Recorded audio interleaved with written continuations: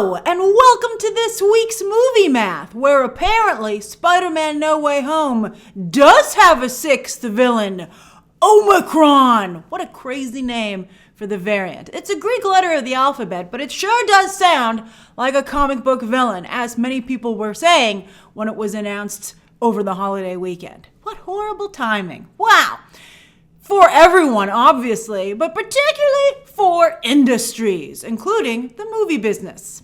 That's right, although streaming is like, we love Omicron. But anyway, that's right, a new variant with Frankenstein mutations, that's what the scientific community is saying, popped up in South Africa over the holiday weekend and is already showing up in a number of countries worldwide, prompting travel restrictions and possible new lockdowns. Scientists say we'll know more about Omicron, like how contagious it is, how bad reactions are, and if it's vaccine resistant, in about 2 weeks, right around when Spider-Man No Way Home hits theaters globally. Whew! The stock market took a huge dive due to the Omicron discovery, and Hollywood finds itself on a direct collision course. As do many industries. Yes, just as Spider-Man No Way Home is the big Marvel hope for Hollywood, many industries have been counting on a somewhat normal holiday season. You know what they say about best laid plans? Omicron. But even with the threat of Omicron, at midnight Eastern Standard Time, almost every single ticket site crashed due to demand for tickets for Spider-Man. A lot of you maybe are just like, hey, I don't know what's going to happen in 2 weeks. These are returnable, right? Sony's like, no, they're not. But anyway, we haven't seen movie ticket sites crash like this since Avengers Endgame. Exciting times indeed. It was fantastic. It brought a tear to the eyes of fans and also Hollywood executives. Tickets for Avengers Endgame they vanished almost immediately. But here, for Spider-Man No Way Home, you can still get tickets. I just picked up a better theater and earlier showtime on Thursday, the 16th, just a few hours ago today. So they're still out there if you look a little bit. You're willing to bend a bit on the theater you see it at and the time. I'm very pleased. I just picked up the tickets in case I wanted to see it again. But I think by the time December 17th actually rolls around, it'll be very hard to get tickets. So I know I put a poll out, and some of you are waiting until closer to release.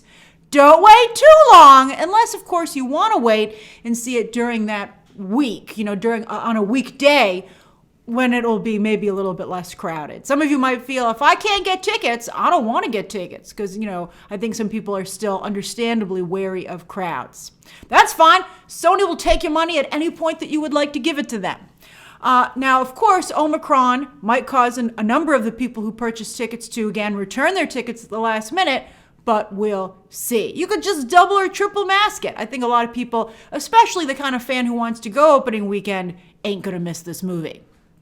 I still think it's pretty safe to say, no matter what happens with Omicron, that No Way Home will be the first movie to open with over 100 million domestic. I mean, it's pretty much guaranteed, I would think. And if it does not, it would be a colossal disaster. It would be just so bad. But I don't think that's going to happen. But as for $1 billion worldwide, that I'm still not sure about because of the overall unstable nature of the overseas box office. And again, Omicron. Omicron could particularly wreak havoc overseas. But I do think Spider-Man No Way Home will get awfully close to $1 billion and will likely be the biggest Hollywood movie to date for the year. Well, of the year, because the year is almost over. So I think it'll be the biggest Hollywood movie of 2021, beating out Bond and F9. Will it get to 800 million? Maybe. I think so. Maybe even 9. And $1 billion's not out of the question, but I think it's not the slam dunk that the 100 million opening is. Domestic. All right, let's take a look at the Thanksgiving weekend box office. Where? Case in point, it's still a pandemic, because these numbers are soft. Encanto won the holiday weekend, matching Knives Out back in 2019. So you're like, oh, that was pretty close. That's not bad.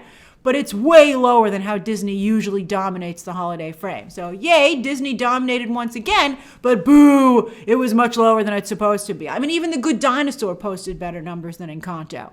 But again, it's a pandemic, and a soft opening does not mean that Encanto is DOA. It could have very strong word of mouth like Raya, which had incredible holds for months, like 2 months that thing held like crazy. And of course, Encanto hits Disney Plus at no extra cost Christmas Eve, which has been widely advertised. Disney wants you to know that. So I suspect that most people are waiting so that they can watch it at no extra cost at home in just 30 days. That's what my family's planning to do. And I can't wait to see it again. But Latino audiences really want to see Encanto shine at the box office, understandably. A number of you tweeted or DM'd me that the film really did a wonderful job representing Colombia, and I'm so happy to hear that.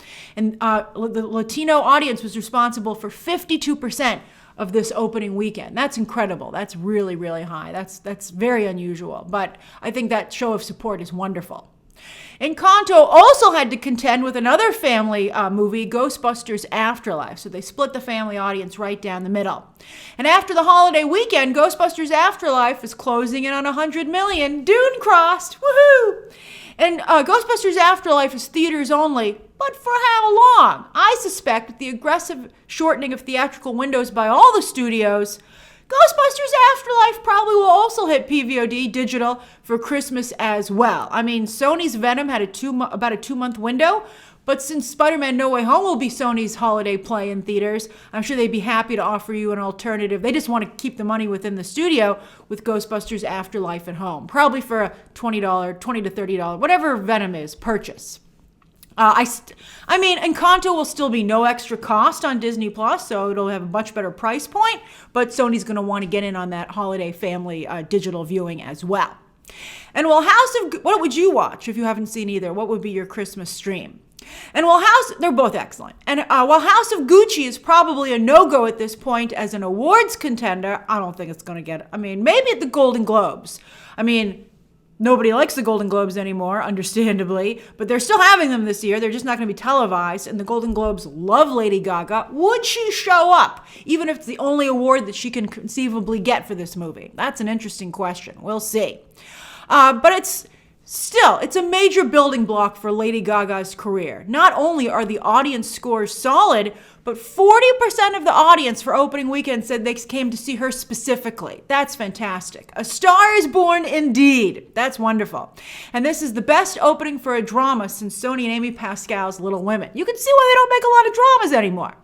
Anyway, the audience here skewed female, 60%, and this should definitely guarantee Lady Gaga another starring role. Hopefully she'll learn from both what worked here and what didn't, but for her second feature ever, this is absolutely incredible for her second starring role. A Star is Born was definitely not an anomaly. She is a movie star, and she can carry a film, so that's great news for her. Sony also quietly snuck in another Resident Evil movie, and sure enough, nobody noticed. They didn't want you to. The other big headline for the holiday frame was Licorice Pizza, which had an astounding 84K per theater average. That's pre-pandemic days for the specialty market. That's incredible that everybody turned out like that. Paul Thomas Anderson's not only still got it, but this will definitely launch the careers of another singer-turned-actress, Alana Haim, and Philip Seymour Hoffman's son, Cooper. As for the worldwide box office year to date, Eternals still can't break into the top 10, being held at bay by Dune. Although Spider-Man No Way Home and hopefully The Matrix will kick them both off by the end of the year.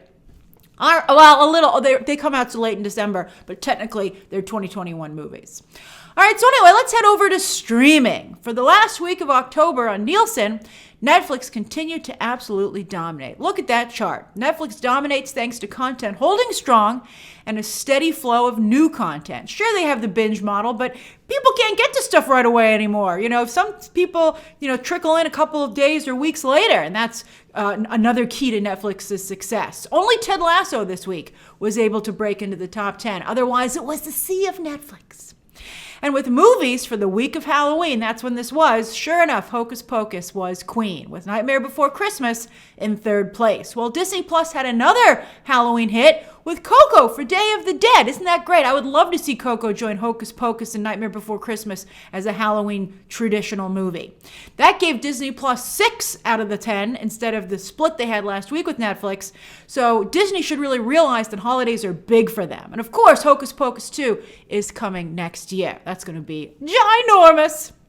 As for Netflix, we're going to go to their fancy site once again for the week of November 15th. Red Notice continues to dominate worldwide, while holiday movies Love Hard and the newest Princess Switch movie, I can't believe that's so popular, but that's why they've made so many, were runners-up.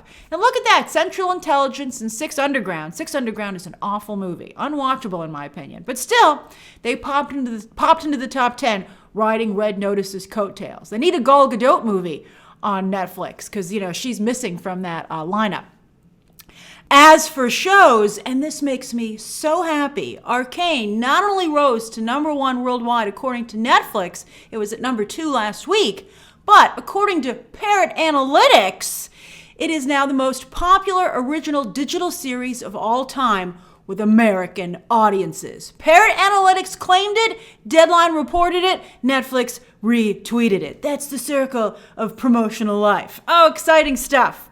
Now, of course, nobody knows for sure if this is true, but I'm happy that people are saying it is, because this is an incredible achievement for animation, again, particularly in the West. And it's Arcane that did it. Arcane! But once you see the show, you're like, of course this is the show that brought adult animation to the West. It's incredible. Oh, I'm so happy. It's so far away, though, the second season. They've greenlit a second season, but I already have gotten some Arcane sources. I'm so happy about this. And I heard some stuff about what's going to happen for season 2, but one of the things that I heard the most was that it's very far away, like 2024. Potentially. If I were Netflix and our Riot Games, I would hire every animator in existence to get this thing done. Talk about crunch.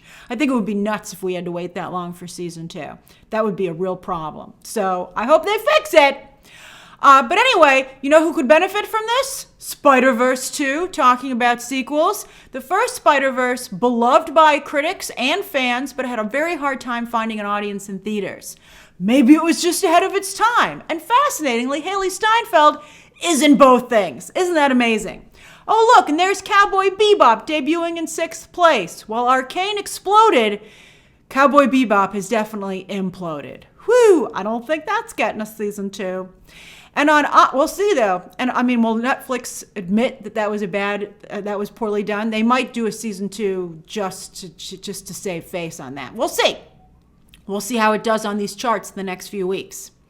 And on iTunes, Venom 2, which just came out for the holiday weekend, debuted at #1, while No Time to Die and Free Guy are still going very strong. But Shang-Chi, available on Disney Plus at no extra cost, has fallen to 23 after being in the top 10 for about a week or two.